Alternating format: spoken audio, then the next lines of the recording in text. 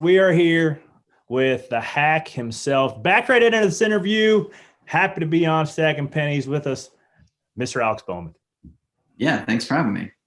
Sweet sweatshirt, by the way. Must give that a shout out. You have some cool merch. The 48 team just looks like dialed in this year in many ways. I see a billboard on the side of some parking deck in downtown Charlotte. How does that make you feel? Yeah, it's been really neat. It's on the side of the race car. Do it right. That's anything Ally does. They're all in on. So it's really cool to have their support and be on the side of a billboard in Charlotte's pretty wild. I'm never down in Charlotte, so I haven't seen it, but a bunch of people have texted me pictures of it. It's pretty cool for sure. Well, it's like funny enough. I was down when we were staying in LA for the Clash race. I just saw this big billboard of Von Miller, and I'm like, it would be bizarre to have your face on the side of a building. And then, sure enough, I get back to Charlotte. I'm like, oh look, there's Alex Bowman's face on the side of the building. Yeah, for sure. And I'm not like I don't like attention at all. So it's definitely a change of pace and a bit different, but it's just really cool to have a partner like Ally that's all in on whatever they do. Well, they got the soccer team in downtown Charlotte. They got Jimmy Johansson doing all the stuff he's doing. So you're with the right brand if you want to get out of your shell a little bit to get out in the media, because those guys are pushing you in all the right ways. But speaking of pushing you in all the right ways, that 48 pushed it to the limit this weekend and got the dub. And not even some controversy. There was like some confusion to me as to why somebody was so pissed off. I know this is the question that's been burned up for the last 3 days. I appreciate you jumping on here and talking about it. But I almost feel like that's the sentiment that has been put towards you since you even got to Hendrick Motorsports. And why do you think that people perceive you as like the dark horse, or not putting credit where credit's due? How do you kind of deal with that? Yeah, I don't know. I feel like some of that is just it's kind of always been that way. And I've never got out and said anything about it. I've just kind of, done my thing and done my job and tried to do the best job I can on the racetrack. So it's frustrating at times, but at the same time, it's kind of been pretty cool to make some cool merch about it. And I talked to Kyle a couple days ago, and I think he was just mad to lose the race. Nobody wants to lose the race like that. So I understand where he's coming from, and that's just part of racing sometimes. I don't know. I don't think I took it like that. I thought he took it I would take it like he's talking shit. How much? Because you hear the comments. There's dogs in the background. We'll get to that in a second. Well, all the good work you're doing for animal shelter.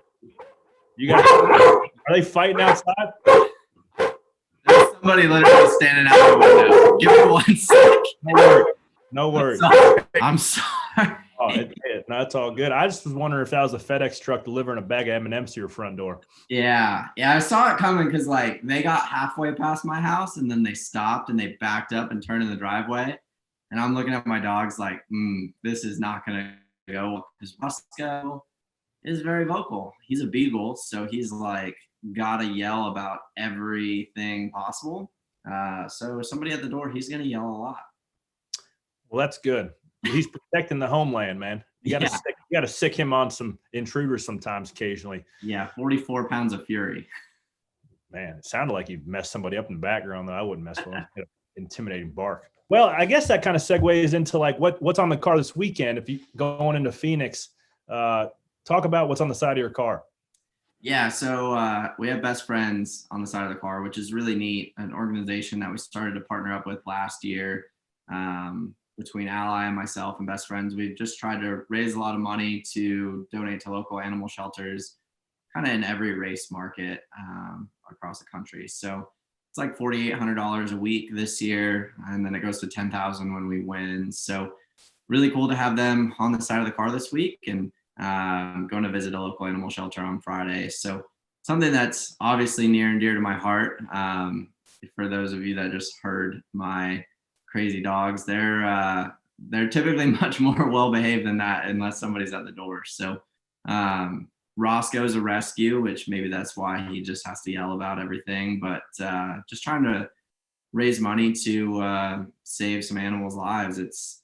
Best Friends is pretty cool. They're goal is to end kill shelters by 2025, which is a really ambitious goal, but obviously anything we can do to help that is really cool.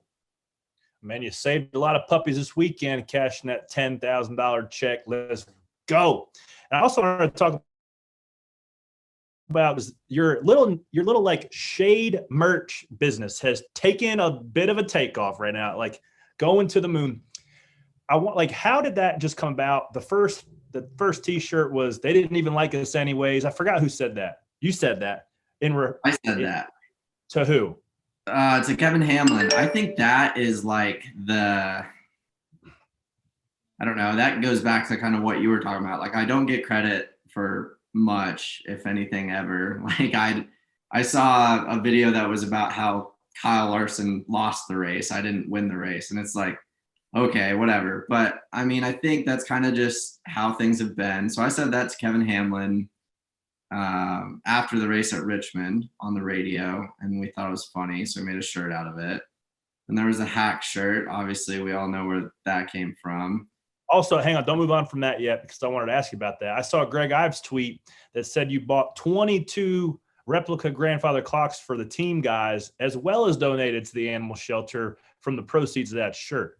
Let me tell the listeners, those grandfather clocks are not cheap.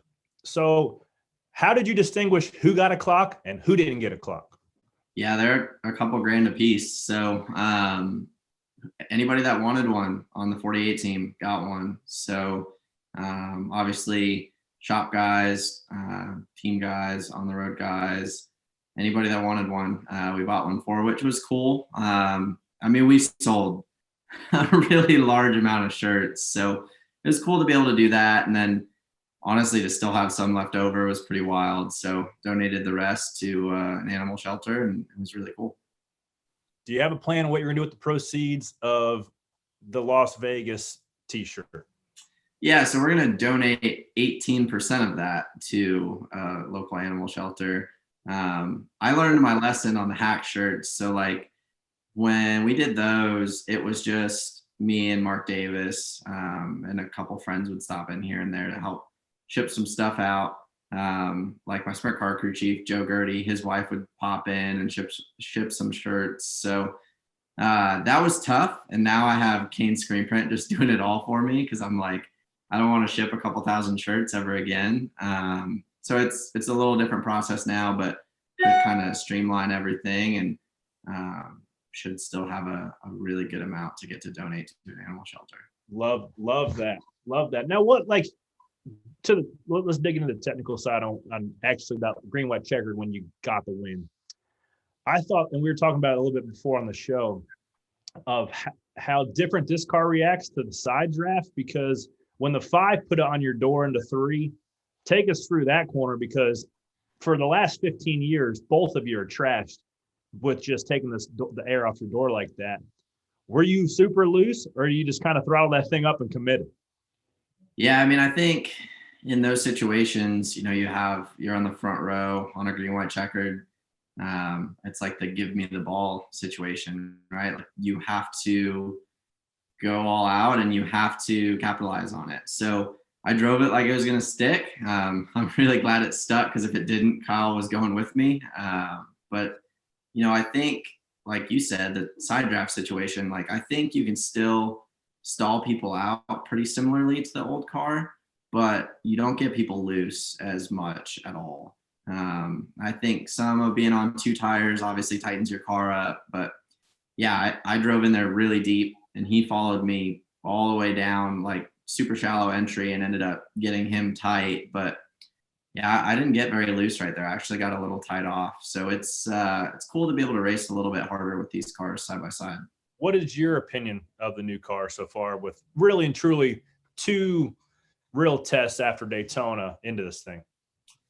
I think it's getting better. The teams are getting it better. Like, obviously, it was a handful in California. I was really loose on entry the whole weekend in California and really struggled with the bumps. And I still struggle with the bumps a little bit in Las Vegas, but I think it's going to continue to get better. Kind of trying to figure out what the limit really is and where you can live on sliding the right rear tire is probably the hardest part for me. because I like to be really loose. Like I have to be so much looser than my 3 teammates to go fast that it's tough to go into a race car that doesn't like being slid around as much or is so much less forgiving. But I think it's gotten better. I've kind of had to approach things a little bit different, but it's just different, and it's going to be a process and a learning process all year. But it's definitely going well. Another thing we were talking about before you jumped on was the personal relationships over there at Hendrick. And you've been with Greg Ives for your entire Hendrick tenure. What is it about the personality between you and Greg that makes some success? Probably a lot of underrated success. Yeah, I mean, I don't think you're going to find 2 people in the garage any more awkward than him and I. So it's a pretty funny relationship. But I think we just work well together. We're both super passionate about what we do. We both don't like to lose, and we both get mad about the same stuff. Like we're really similar. So I think we work well together. He's really driven and isn't afraid to try things. And I've really enjoyed working with him. So obviously, Sunday was a special win for him. It was 5 years to the day since he lost his mom. So cool to be able to get him a win on that day. But yeah, I mean, I think we just have always worked well together kind of right off the bat. I don't know exactly what parts or pieces makes it work so well, but it's definitely been a good relationship.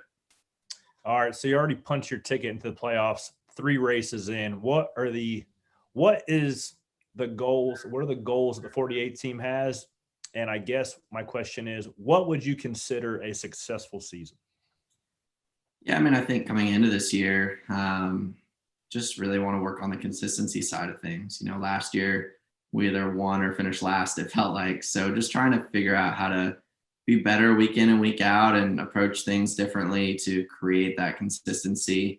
Obviously we had a lot of things happen last year, but at the same time, there were weeks that we were just not where we needed to be. So doing as much as we can for that. We want to win more races and go chase a championship, but if we can just consistently run how we should, I think we can have a great year. Love that. All right, two questions, and I'm changing the question. You already answered that about if you had to pick one race car and one racetrack. I believe you said an asphalt midget at either Irwindale or IRP. I couldn't remember which. Yeah, probably Irwindale. So my first question is, what is your favorite flavor of M&Ms? I don't know. All the M&Ms I've been around lately have been salty, so I don't know. Yes. Love that. Question number 2. What is a racing themed like dream that you have? Like, for example, I dream of like being in the hauler, like not dressed as the cars are rolling off for like pace laps. I can't physically get my fire suit on and I'm like running and I'm always like, that's what the example I'm trying to get. Yeah. I feel like I've had that same thing, right? Like you're panicked because you can't get where you need to be or whatever. I don't know. I don't really dream about racing very much, but I feel like a long time ago, I remember having those dreams of being panicked and not being places on time. I've never really talked through that with anybody. I feel like I probably should because I don't have those dreams. All right, man. Well, I appreciate you being open and candid with us here on Stacking Pennies. Good luck to you and the 48 team the rest of the year. Yeah, thanks, man. I appreciate you having me. Sorry, Roscoe and Finn decided to. That's going to make the whole thing. That's going to make for some great social media clip outs for sure. Perfect. See you guys.